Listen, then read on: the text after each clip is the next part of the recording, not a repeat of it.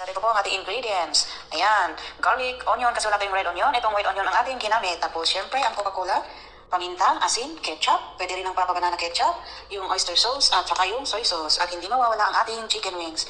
Nilagyan ko po yan ng half tablespoon na soy sauce. Piprito natin yan bago natin lutuin sa Coke. At kapag naprito natin, ay aalisin natin sa kawali. Ngayon, lutuin na natin yung Coca-Cola chicken wings. Yan, lagyan natin yung napritong chicken wings. Tapos, lagyan na natin yung 500 ml na Coke. Ayan. Tapos yung 1/4 cup na tomato sauce. Tomato ketchup pala.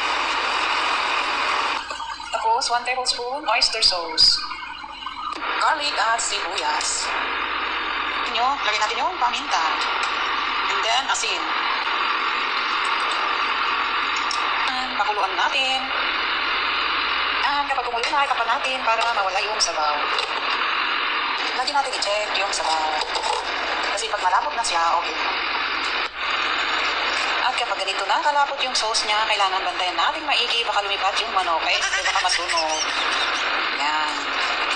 At ito na po ang ating Coca-Cola chicken wings. Yummy yummy! Ang sarap niya guys, try niyo din.